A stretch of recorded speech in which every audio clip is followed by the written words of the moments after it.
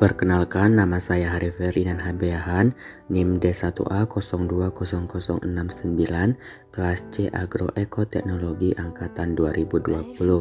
Pada video kali ini, saya akan menjelaskan mengenai alat ukur kelembapan udara di mana dosen pengampu dibawakan oleh Dr. Insinyur Madi Deviani 2 JMS dengan mata kuliah agroklimatologi.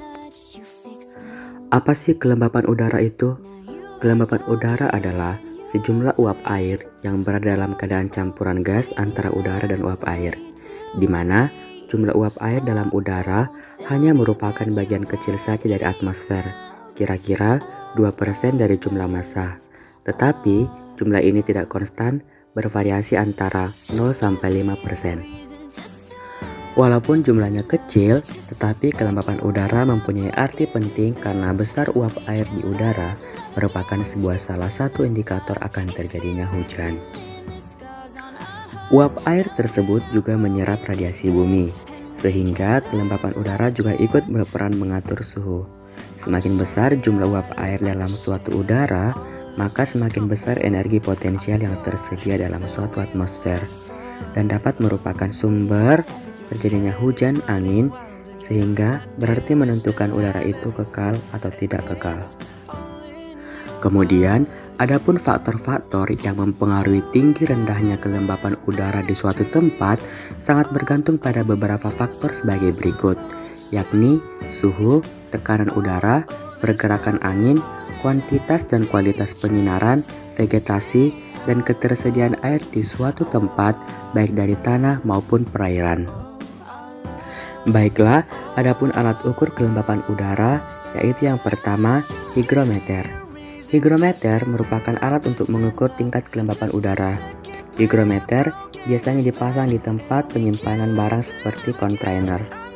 Biasanya digunakan untuk mengetahui kelembapan udara, karena jika kelembapan terlalu rendah, organisme lain seperti jamur yang akan muncul dan merusak barang simpanan.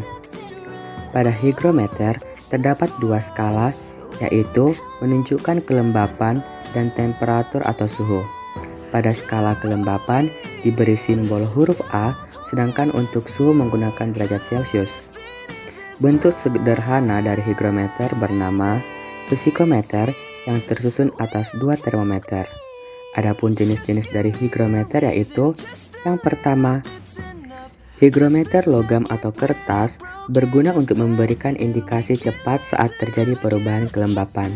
Higrometer logam atau kertas merupakan perangkat yang memiliki nilai sangat rendah, tingkat akurasinya terbatas, dan akan memberikan hasil yang berbeda-beda meskipun menggunakan alat dan jenis yang sama. Berikutnya adalah higrometer regangan rambut. Higrometer regangan rambut menggunakan rambut yang berasal dari manusia ataupun kuda yang telah dihilangkan lemaknya, lalu dikaitkan pada pengungkit yang terhubung dengan jarum penunjuk skala sehingga nantinya dapat memperbesar atau diregangkan. Panjang rambut tersebut dapat berubah berdasarkan kelembapan dan juga perubahan panjang rambut maupun diperbesar secara mekanis atau diindikasikan pada skala atau yang disebut dengan dial. Kemudian adalah higrometer elektronik. Higrometer elektronik menggunakan kaca yang telah didindingkan oleh mekanis optoelektronik untuk mengetahui kondensasi pada permukaan kaca. Higrometer elektronik memiliki nilai akurasi sebesar 0,2 derajat Celcius. Selanjutnya adalah psikrometer. Psikrometer merupakan alat ukur yang berguna mengukur kelembapan relatif udara. Psikrometer terbuat dari dua termometer yang merupakan komponen utamanya. Pada termometer pertama berupa termometer bola kering yang berfungsi mengukur suhu udara. Sedangkan termometer kedua adalah termometer bola basah yang berguna mengukur suhu udara lembab atau jenuh. Kemudian termometer higrometer analog ruangan TFA Dosman-Haar. Termometer ini merupakan higrometer yang berfungsi untuk mengukur kelembapan udara yang terdapat di dalam ruangan ataupun di luar ruangan.